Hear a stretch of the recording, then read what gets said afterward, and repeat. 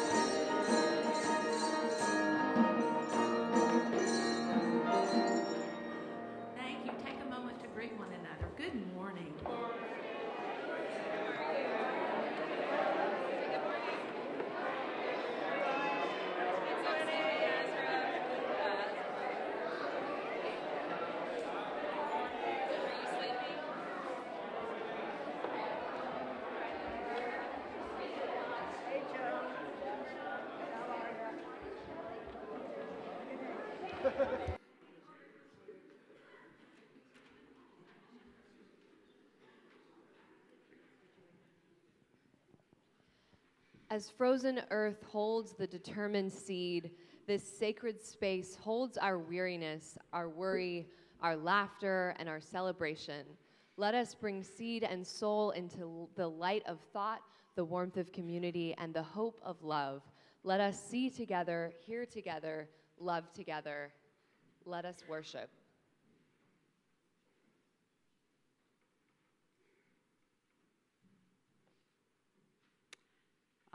We were just singing about commitment. So I'm going to say a few words as I invite you with that difficult word commitment in the spirit of worship. Commitment to life and love, a commitment to individual freedom, invites us to climb our own ladders of possibilities, wrestling with life's meaning.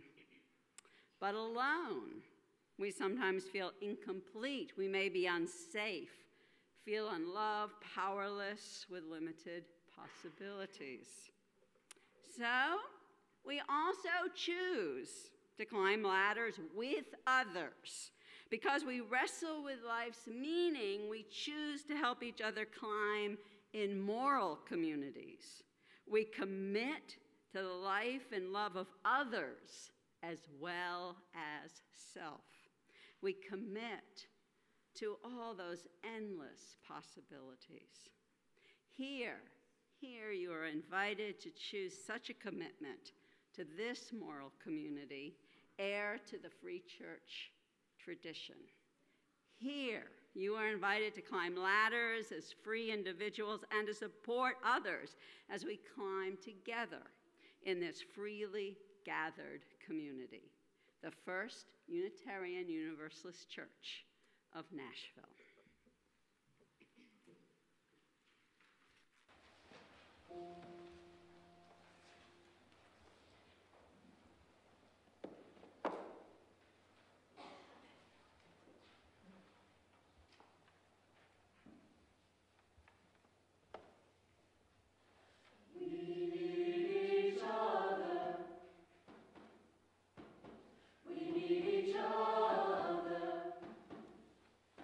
And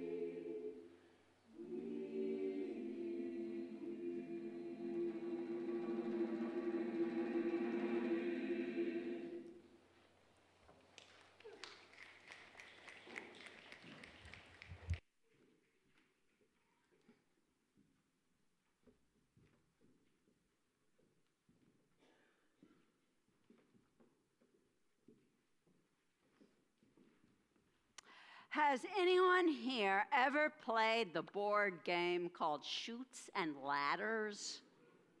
Yeah, did any of the kids know that game? It's one of those games where you throw dice. Yes, so some of you know it. You throw dice, and if it takes you to the bottom of a ladder, you can go up to the top. And if it takes... A long time ago, there was a young man, kind of a teenager named Jacob, who cheated at the game of Chutes and Ladders. But he cheated in life. He didn't have the board game. He had an older brother that he didn't like the roll of the dice that put him behind his brother, so he got on ahead of his brother. He just pushed him down the ladder. And then he pushed his father down the ladder so that he could basically throw his brother off. Well, that made his brother sad. So shoot. And he went on the way, far away, to go see his uncle, to live there. Well, the first night he's camping out on the way to see his uncle, and he puts a stone for his pillow at his head out under the stars, and he has a dream. Has a dream of big, tall ladder that goes all the way up into the heavens.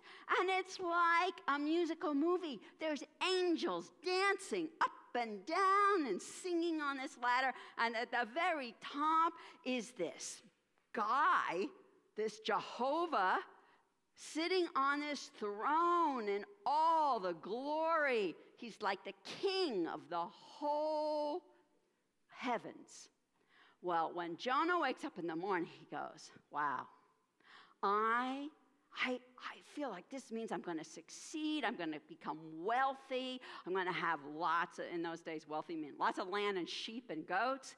And when I come back to this community many years with all this wealth, I'm going to give 1/10 of everything I have to Jehovah, to the Lord. And off he goes. Now, his uncle, Laban, likes to play Chutes and Ladders too, and he also cheats. Every time he promises his nephew, Jacob, that if you climb this ladder, I'll give you this prize. He doesn't give him the prize. He shoves him right back down, and he has to start over. In the end, he ends up getting all the prizes, but he has to work 2-3 times harder for them than if he was playing the game with a roll of the dice. Eventually, he says, I'm leaving. He has a family now. He's got 14 children.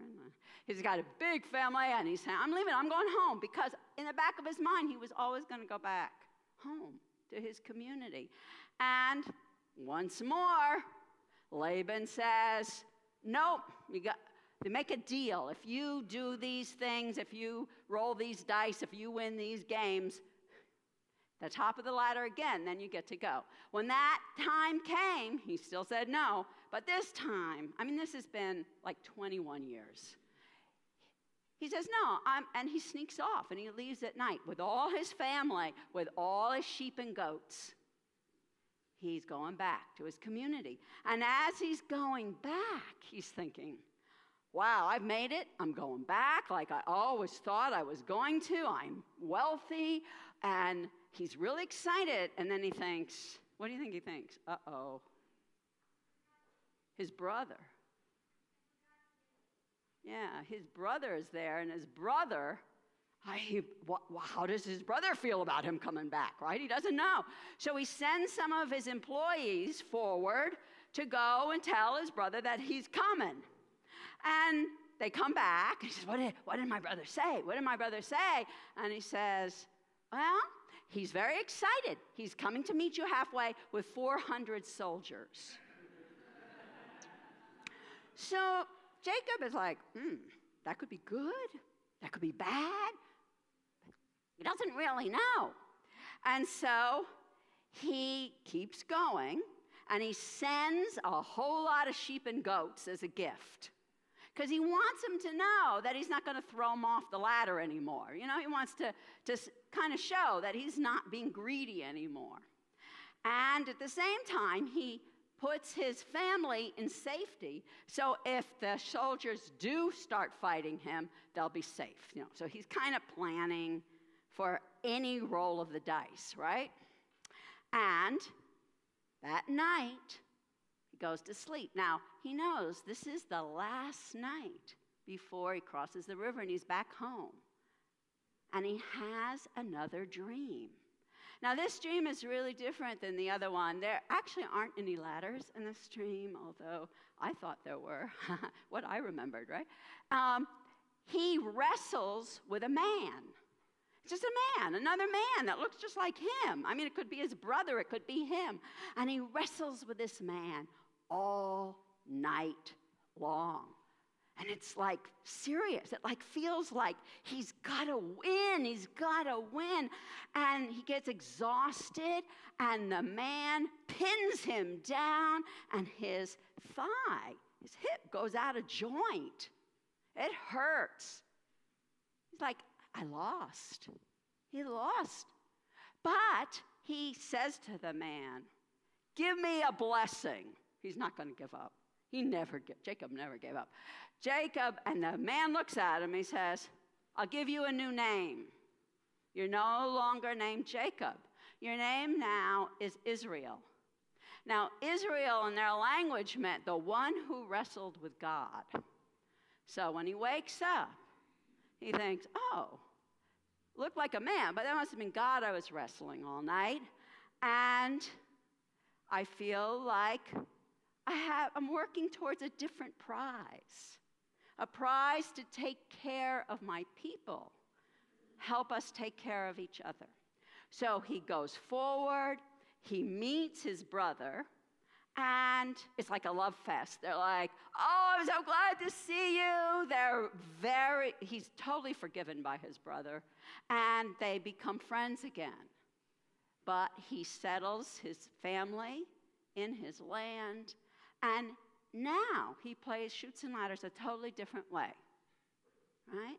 If somebody goes down the chute, he makes sure that they help them back up the ladder.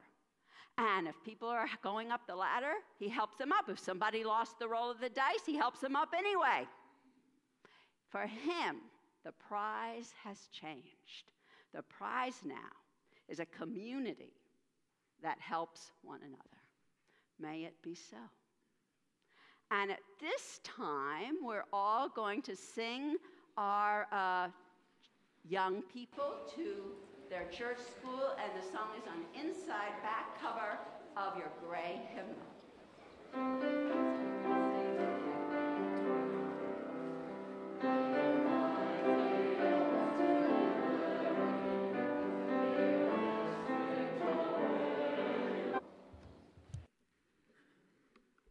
Good morning. My name is Valerie Martin, and I am co-chair of the worship committee and a member of nominating committee. And it is my pleasure to welcome you here in the sanctuary and those joining us online to worship this morning. In order to reach a wider community than those able to be physically present on Sunday morning, our services are live streamed on YouTube and Facebook. Joys and concerns are not live streamed or recorded. Before I continue, let me remind you to silence your cell phones. As Unitarian Universalists, our spiritual paths vary, but in this congregation, we have made a covenant together. We affirm our interdependence, celebrate our differences, and work for justice. We deepen our relationships as we create a compassionate, welcoming community, nurture spiritual growth, and act on our values in the broader world. I want to extend a special welcome to visitors worshiping with us this morning. We ask you to wear the paper name tags because it helps us recognize you as someone we'd like to meet. If you're seeking a spiritual home, we hope you may find it here. Whether you are new to Unitarian Universalism or visiting from another UU congregation, we invite you to stop by the welcome table after the service to have any questions answered. People become members of this congregation by signing the membership book and supporting the church with their time and finances. If you're considering joining the church, please talk to our assistant minister, Denise Gouch. Following the service, we hope everyone will enjoy coffee and fellowship in the social area, where you will also find information about current opportunities for engagement and reflection. There are a number of announcements in the weekly bulletin that I hope you will take home and read. Thank you.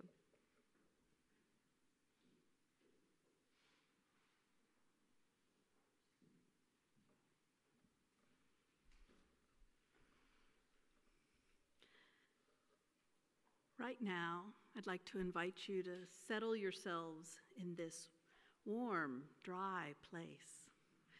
Feel yourself embraced by this gathered community. And as you settle into your seats, take a few deep breaths. I invite you to look back over the moments, the hours, the days that have brought you here this morning. And as you do that, you may become aware of some profound joy or sorrow or concern which you would like to make present in this community.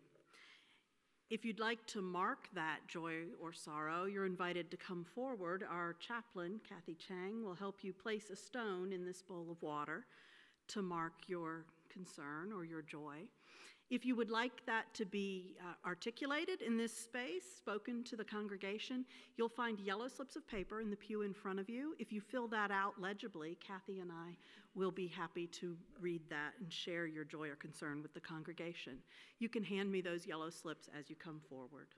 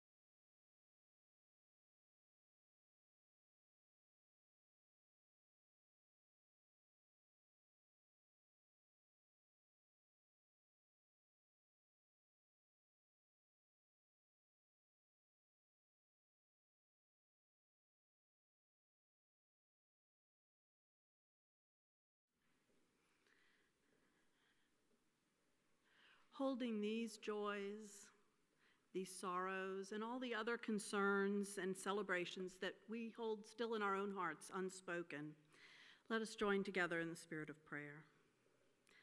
Spirit of life and love, we are grateful to be held in the arms of this community in which our joys, our recoveries, our celebrations are magnified, and in which our sorrows and our worries are held tenderly and with care and shared with those gathered around to extend hands of care and words of comfort.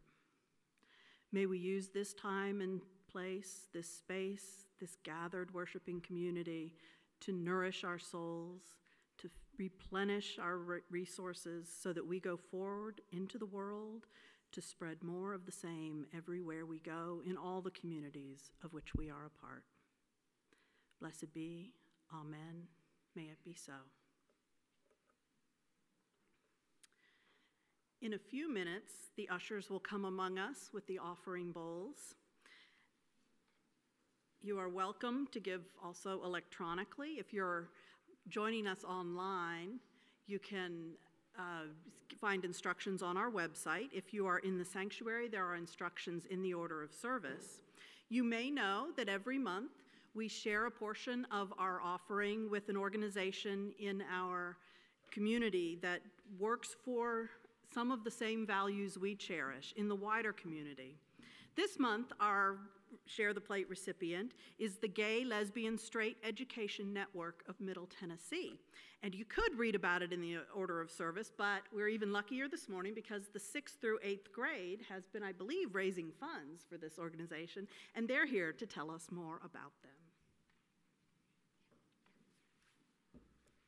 Hi, we're the 6th through 8th grade Sunday school class, and we wanted to raise money for our Faith in Action project. The Social Justice Committee offered to let us choose the Share the Plate recipient for March. We chose GLISTEN, which focuses on ensuring safe and affirming schools for LGBTQ students. We chose GLISTEN because it, 1, helps stop bullying. 2, helps people who are scared into silence. 3, helps people feel invited.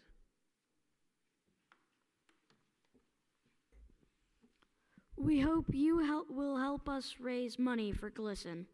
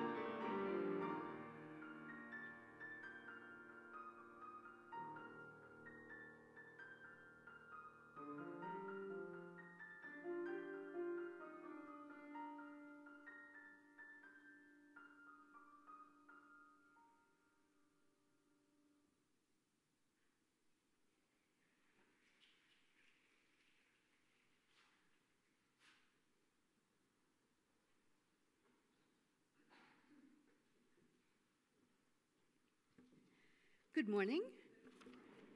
I'm Candy Toller, co-chair of Stewardship. It is Stewardship Sunday, and this is Barbara Snook, her co-chair. Thank you all for coming this morning.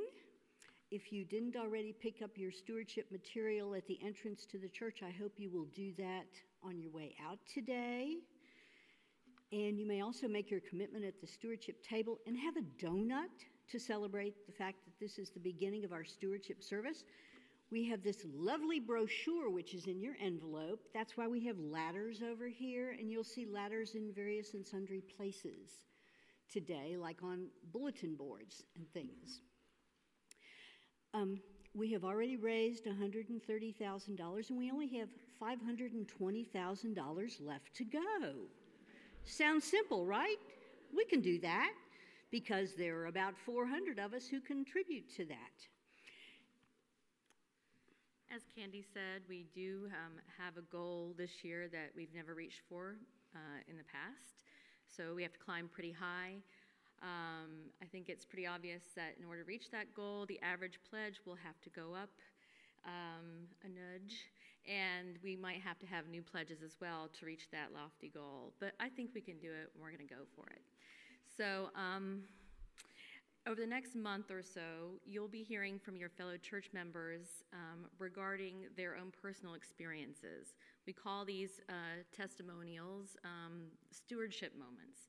The reason they're called the stewardship moment is because they're supposed to convey to you the way others have seen their returns on their investment and inspire you to examine all the ways that our community adds value to your life. Hopefully, after that examination and that consideration, it'll translate into a monetary commitment that is meaningful and appropriate for you. And after you make your commitment, your name will be added to this trusty list of people who have committed already, which you will find in your order of service. And you'll be registered for a raffle to win wonderful vacations and wonderful prizes that you don't want to miss. And now, as we sing the next hymn, I'd like for the people who have made early commitments to bring their envelopes down to the front, please. Several people are not here today, but lots of them are. Please rise in body or in spirit and join me in singing hymn number 288. Number 288.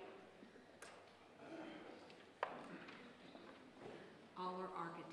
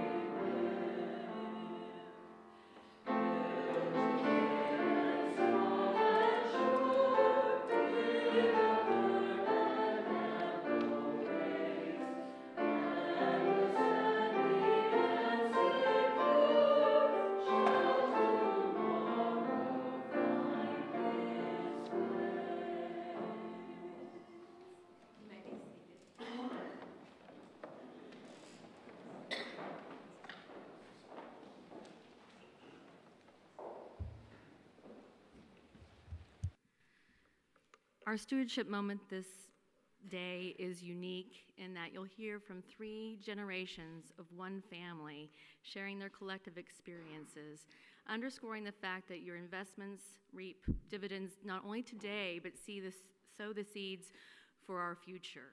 So, welcome the Riddle Johnson family.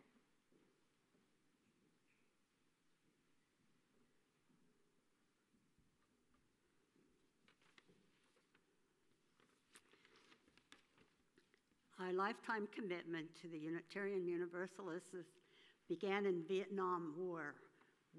during the Vietnam War, when Bob was a PhD student at Kent State, Ohio. We found a bulwark in the UU Church in Kent during the tumultuous 60s. When Kent State University was closed during the shootings of 4 students by National Guardsmen, it was the UU Church that opened its doors to professors to offer classes. When the Syracuse 9, the draft protesters were threatened with arrest, they found sanctuary in the UU Church of Syracuse. It was the UU Beacon Press that published the entirety of the Pentagon Papers. The UU Church was the religious vanguard during these turbulent years. We joined the UU Church in Brunswick, Maine, when Bob taught at Bowdoin College. When we moved to Indiana, Pennsylvania in 1970, we found a UU fellowship that met in homes and community centers. After 3 decades of nomadic gatherings, our small congregation mobilized to do whatever it took to implement the dream of building our own church home. While serving as president, Bob negotiated with the township and neighbors for the essential sewer and gas line connections. I co-chaired the capital campaign and spent hours with the building committee creating plans. Our financial pledge stretched our budget, but reflected this top priority. The doors of the Unitarian Universalist Church of Indiana, PA were opened in 1994. Our vision for a UU home was fulfilled when our daughter Bethany married Joshua Johnson in September of 1995. The UU Church has been an anchor in our lives for 50+ years. The first UU Church in Nashville has been central in our transition to Nashville. Bob refers to Fun as our church vision on steroids. We are delighted to find all that we had hoped for in a church: friendships, social activism, inspiring services, beautiful music, and a welcoming program for youth. What we find here was created by those who came before us. What will continue and thrive depends on the resources we and you commit to today and tomorrow. I'm Bethany Riddle Johnson, and I'm going to tell you the 10 reasons why we pledge, I'm going to say to First UU of Nashville. So first, it's a family norm. My parents always pledged their time and finances to our UU church when I was growing up. And I just want to say to you parents that your children notice what you do, and hopefully they will copy the good things. I'm a lifetime UU, and I've really actually never considered joining a different religion. It's provided this very welcoming community as my parents have transitioned to living in Nashville. That was 3. Number 4 is the importance of religious education for children in our community. I've been teaching UU Sunday school off and on since I was 16 years old, and you saw us up here with the 6th through 8th grade class today. And that's also partially the commitment I have for the religious education that my children have received here that's been really important to their growth. Number 5 is OWL. I can't emphasize enough how important OWL is for our children's health. Your kids won't get enough sexuality education in school, and it's hard to have open conversations at home without something to initiate it. Number 6, I need ministry for my soul. It gives me a chance to reconnect and think beyond my everyday worries and responsibilities. Both the space and the worship help inspire me. Number 7, this building and space are important to me. As my mom mentioned, I grew up attending church in a community center, and having your own space and one that is beautiful and inspiring really matters. Number 8, provides a comfortable space for my husband, who is a preacher's son with lots of distrust of organized religion. Number 9, it helps me connect to important social justice work, such as Room at the Inn and NOAA. And number 10, it helps support important personal growth for me, most recently through the Nashville Pledge Program and our White Fragility book discussion as part of my personal journey to improve my own racial literacy. Hello, my name is Maya Johnson. I am a youth here, and I'm also the 3rd generation of UU you're hearing from today. That's not very common, but it means I grew up in a very loving, supportive church. I started going to Sunday school when I was in 3rd grade, and I've come every year since, almost every Sunday. So I went to RE, I did OWL, 5th and 6th, and then 7th and 8th, and now I do youth group. I keep coming back because I love the people here, and there's so much support. And as my mom mentioned, you don't get very much sexual education in schools, so OWL was, very important. But mainly, I love the people here and all the opportunities I've had to, personal growth and just connect to people. But that was only possible because people like you donated your time and finances to run all those programs. So while I'm graduating soon and moving on, there's still plenty of kids who want to do Sunday school and youth group and OWL, and that's why you should pledge. Thank you.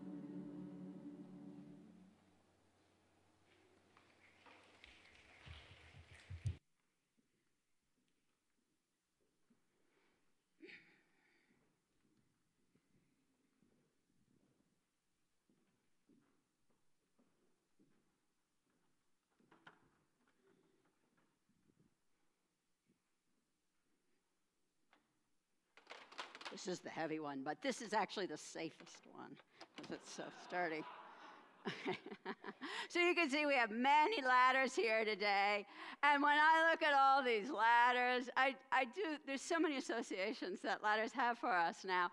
One of them is just driving through Nashville, and I think we have very mixed feelings about seeing all these ladders all over the place, building houses, building these huge scaffoldings for big skyscrapers downtown. We've got hotels going up everywhere. You know, they call it the It City. Some of us call it the SH It City because we know, you know, our values, we have values that are confused by this because we know it's driving out some of the poor people. Half our staff has had to move further and further out of town. It is becoming, some people would say, the playground of the rich. So it's like we see these ladders and we have these associations. But then I was thinking of when I went to Bandelier National Monument, which is a Pueblo site in it's near Los Alamos in New Mexico. And you look up this 4,000-foot cliff with this beautiful river at the bottom. And there's all these ladders all over the place going up to these little holes that are really the doorways into the Pueblo Indian site from, 1,000 years ago. And you all know that I'm scared of going up on ladders. Scared. But, I'm walking on this narrow pathway with kind of a line of people, and I just so badly wanted to go into one of these places to see how these people lived. And so I gathered up the courage, and people had my back, and really it was just a little higher than this, but it's like little pieces of wood kind of lashed together. So this feels a lot safer. I gathered up my courage and I went up. Now, there's a pattern to climbing a ladder. You have to hold, so at the bottom. I could go on the taller one to demonstrate this, actually. Okay, so there's a pattern. You have to hold on and let go. Hold on and let go, right? Hold on and let go. I do not like to go higher than the part where I can hold on, right? I mean, I'll tell you the truth, I do not. But, so it was about this tall, and I got to go in. It was really great, and I loved it. But then we got to the other end of the canyon, and there was a ladder that looked like it went up to the heavens. I keep thinking, no, it couldn't have been 1,000 feet long, maybe 100. It was really tall. And it went up to I could see it up there, it was a large cave. It was the church. I mean, call it church. It was an ancient sacred site, right? And I'm all about stuff like that. I really wanted to go up there. I heard it had a kiva in it, which is, this, I've seen kivas. They're basically a hole dug into the ground so you can go down. It's round, and that's the most sacred thing, to go down into this space to the ground. And it's like the belly button of the Mother Earth, to be kind of what people have summed up for me. And I'll tell you, I was too afraid to go up. I was afraid that I could not commit to letting go and holding on for 100 feet up that ladder. Now, lots of people were going up. There were little children going up. Not me. I waited. Whoop. All right, so here. Okay, so there are many ladders. And Rumi said, all ladders end up going to the same place. What he was talking about is that there's many religious commitments that we can make, but whatever one we choose, in the end, it goes up to love and justice, a sense that we're one with everything, everybody, the earth, the sky, every sentient being, every human being. That sense of connection and how to act. Now, Unitarian Universalists have our ways to talk about climbing a ladder. And what they used to talk about all the time was character. That the reason that we climbed a ladder was to build character. Now, lately, the UUs put out this lately thing. This is a modern way to talk about character because we think character sounds, a lot of us think character sounds kind of old. How they've been talking about character is live your values aloud, not alone. Live your values aloud, not alone. Character, what it meant to those early Unitarians, our ancestors, was living your values in the world for real, day to day. Those values of justice and love, building them in every relationship, everything you do at work, at home, in the larger community. Now, they took commitment for granted. 1800s, they just imagined. They knew they couldn't live without other people, that hyper-individualism was just beginning. We helped make that happen.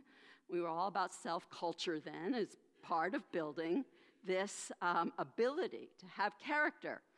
But now, we have people, when they talk about building character, they have to talk about making commitments. Like David Brooks, who we all think is a conservative commentator, he wrote books on character because people think it's conservative now. But it is the root of our spiritual practice to learn to wrestle with our values, like Jacob did. Wrestle with our conscience, wrestle inside, and then to climb on any of these ladders. Make a commitment, because we are social creatures. We cannot learn how to live our values in the world without community. Community that supports us, challenges us. Now, it's really hard we're not encouraged by our culture to make commitments anymore. I mean, some of us have an attention span. We're encouraged to have an attention span of 30 seconds. We're interrupted by the beeping of our phone or our watch or whatever every minute. But also, in the bigger picture, like our whole economy is based on short-term commitments. What are we going to make this quarter?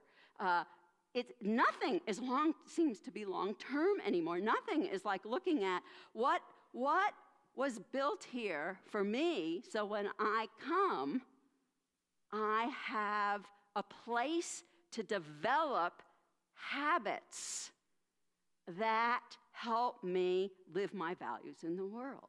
A place to practice that, to contemplate that, to wrestle with it and do it. And then know that place will be there in the future.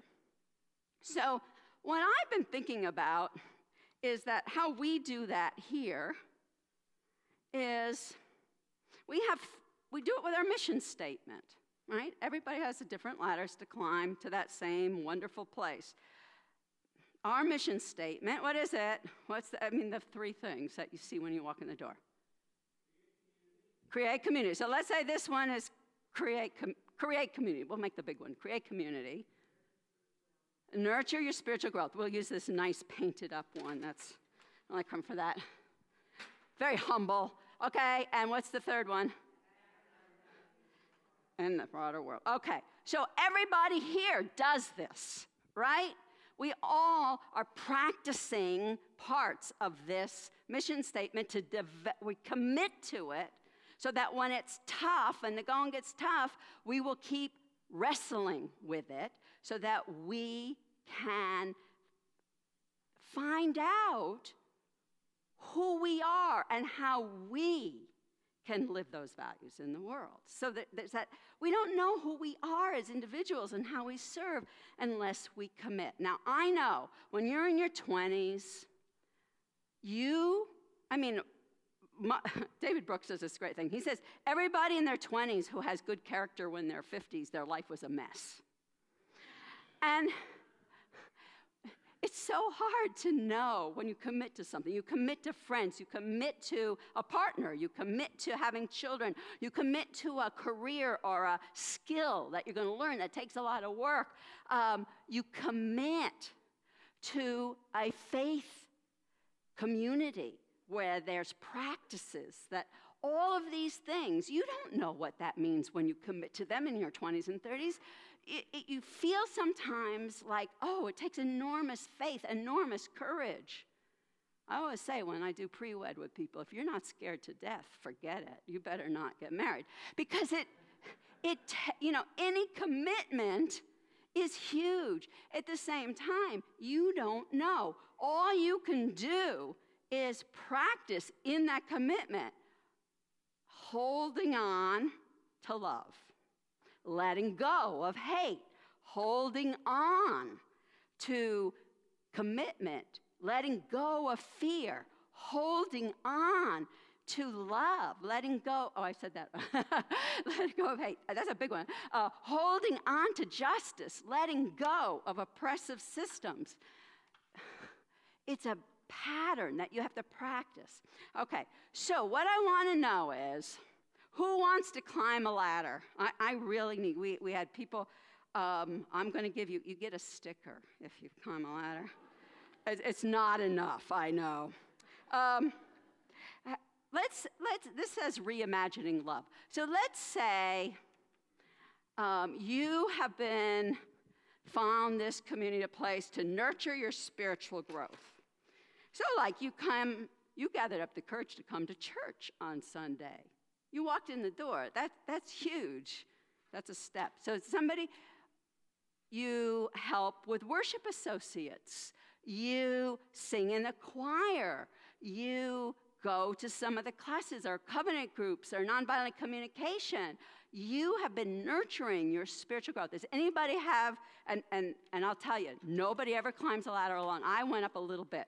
Last year, you wouldn't let me do that, by the way. You had people spotting me the minute I went near the ladder.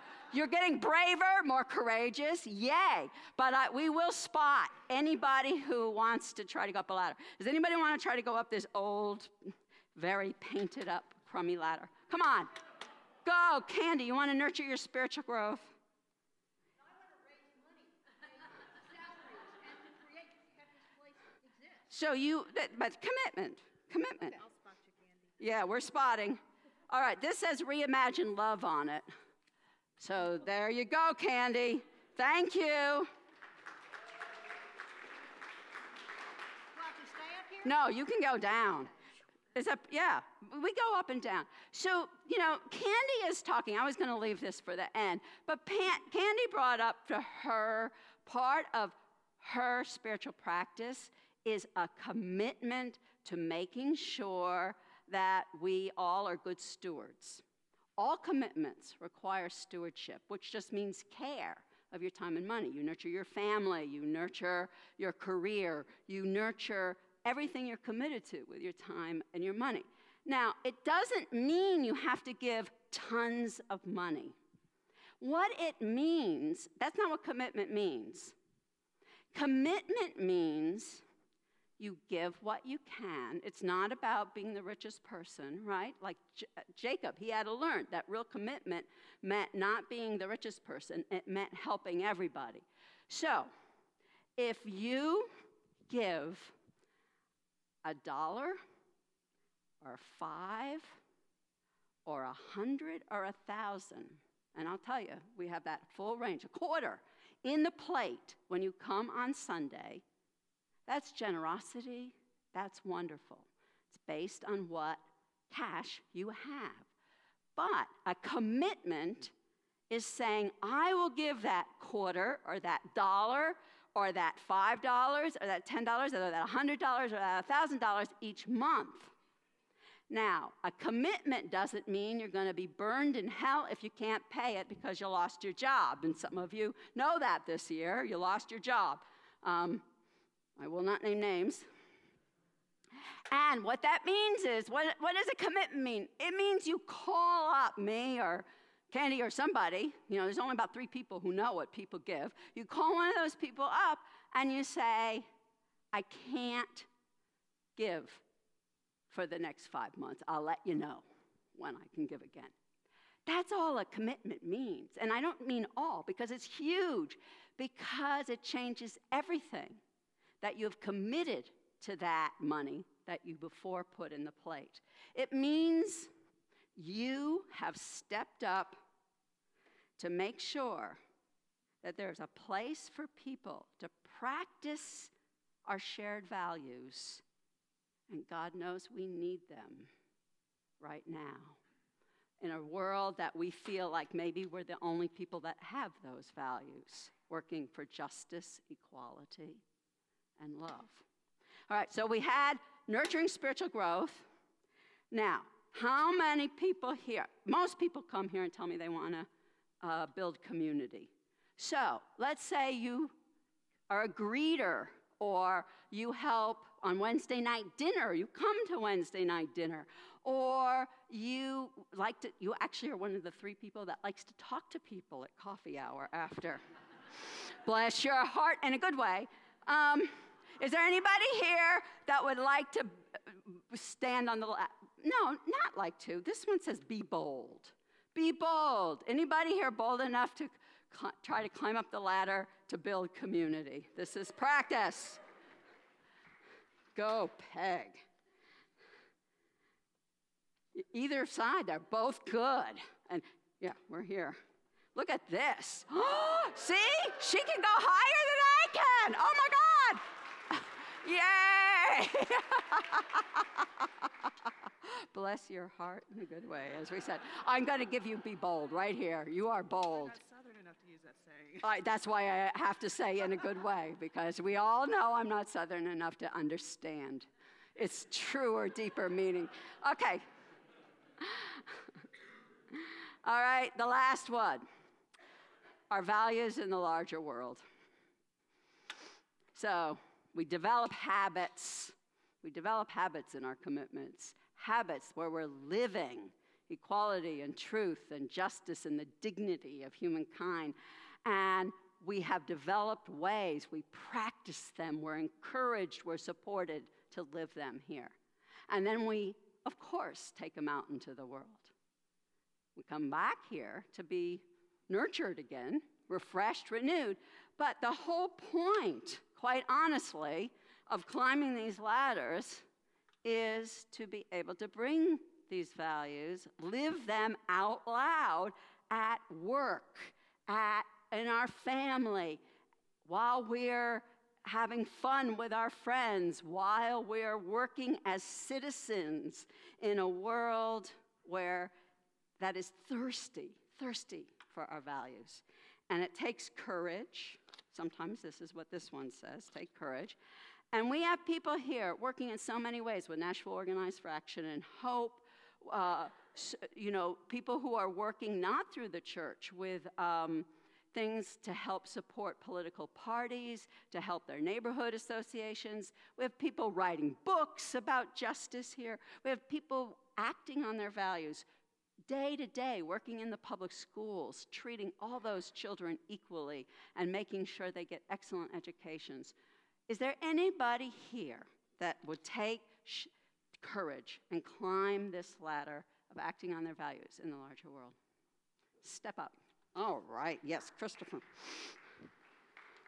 Yes, you are one of those teachers. You get take courage every day, early in the morning. Yeah, very early in the morning. Yep, I got you. Oh, this, look at this. I could never do that. Be careful, please. Okay.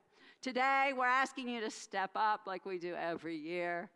You know, if you can make a commitment, that's the hardest part, just making a commitment. Then look and see what it is that you can realistically commit to with your money. It takes time and money, and I can't thank you enough. I love thinking about the people who made this church. There are some people here who made this church here for us when we came to Nashville. Those of us who have been here for years, thank you, and kept it going. Those of you who have supported it so that we can move into the future and keep those values alive. Live your values, not alone. May it be so, and thank you.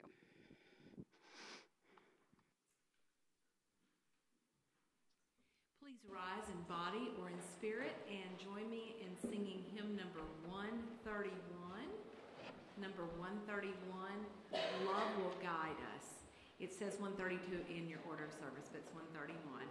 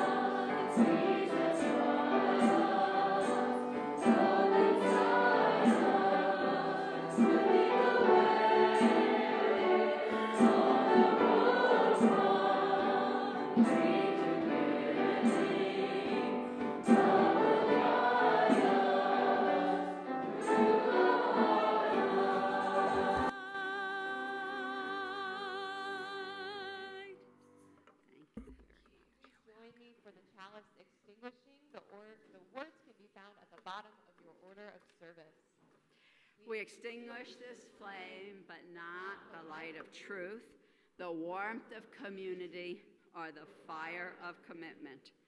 These we carry in our hearts until we are together again. Days. We commit to hold on to our highest values even as we let go of our fears. For this climb is worthy of your commitment. We can change the world with our love. This service is over. Let our service begin again, renewed.